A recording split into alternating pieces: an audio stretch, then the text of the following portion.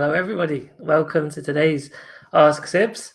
And as promised yesterday, I'm going to be doing a bit more around some, I guess you could say, sort of current affairs and business discussion. Yeah, some sort of more broader topics. There'll also still be the other kind of, personal development and leadership and the things that we've already been covering before. But yeah, I thought it'd be quite good to branch out a little bit and look at the sort of broader economic state of the world and countries, and obviously how businesses fit into that, and then very much bringing it back to the sort of inclusion of disabled people as well.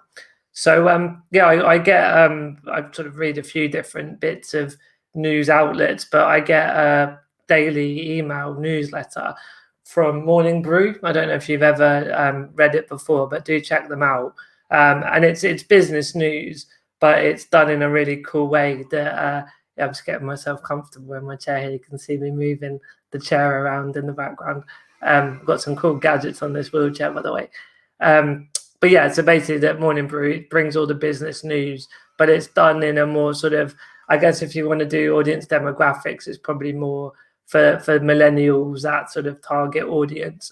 And it's got, other, it's a nice kind of the branding of it and the sort of the tone of voice. That was the word I was looking for. Tone of voice is pretty good as well. So it's just sort of got that jokey lightheartedness, but at the end of the day, it still is the business news. And there was a story in there that in America, businesses are hiring to fill lots of roles. And so there's a whole discussion about, even with the pandemic, the fact that there are actually still job vacancies that are, and businesses are still hiring. Obviously, partly there's a conversation around the sort of bailout, or the bailout was the word we use for the financial crash, but the sort of stimulus money to help businesses through the pandemic. Obviously, in the UK, there's been a lot around the furlough scheme, so I'm sure that's a big reason why lots of businesses, have been able to bide their time, and then sort of as things start to open up, yeah, they're looking to be able to expand. And obviously there's been innovation and moving into different products and markets as well, which has been very interesting to see how sort of depressions or recessions, nurture innovation and disruption as well. So there's a lot of those sort of things that would be reason that businesses are hiring. But yeah, there was anything that there's not enough people that actually can fill those roles. I think it talked about some companies that were looking to employ like 5,000 chefs and cooks for a restaurant chain. There was a lack of labor in a manufacturing industry. There were pilots. I think there was some American airlines that had to cancel flights over Easter. So the demand was there. The customers were there. Obviously, within the pandemic restrictions, it was still okay to fly, but they had to cancel because there wasn't enough pilots that were ready and able to fly the plane. So in all different sectors, there's definitely been a problem. This is a very US-based story. It'd be interesting if there's similarity in the UK and other countries as well. But yeah, it just got me thinking this sort of, even before the pandemic, we know that unemployment of disabled people is double non-disabled people. And there's all things to look at around the obviously accessibility if someone has a disability, from a physical perspective or a mobility perspective, that sometimes it's just not possible to get into a building, or again, I guess it's fair to say there are certain jobs that are just not possible because of a physical disability. But I'm not looking to take the conversation there. The point is that part of the solution is that if it's because a building is inaccessible, then there are obvious ways that can be rectified. And we can get into all sorts of conversations about reasonable adjustments and all that kind of legal compliance side of why businesses should be inclusive and accessible from that physical environment perspective.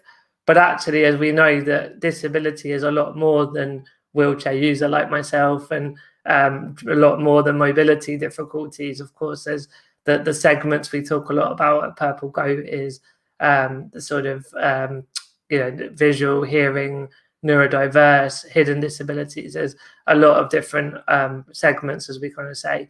So yeah, then it actually comes back down to attitude, and does a business have the right sort of, that they're able to really nurture and welcome disabled applicants, and when there are barriers to doing the job, there's always solutions around changing some of the processes, or just flexibility, really. Obviously, software and technology is a big enabler. If you think of someone that maybe has dyslexia, they're able to use certain softwares that really enable them to then overcome the difficulties posed by having dyslexia, but still fully able to do the job. And that there's so many different sort of variables and scenarios to give one stock answer. But the point is that there's a massive pool of disabled talent that even before the pandemic were looking for work.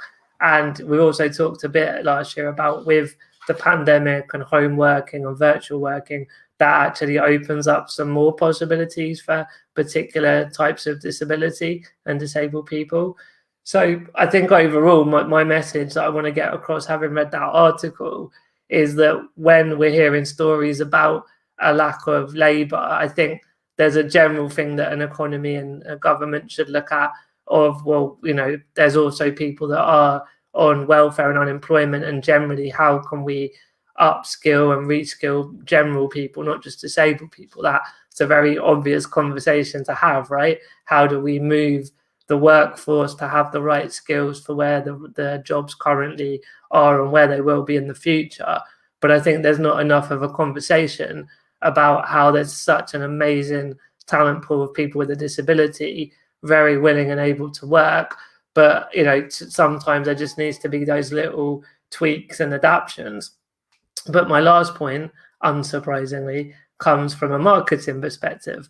And actually, it's a little bit more about, our businesses communicating that they're very welcoming and nurturing to disabled people.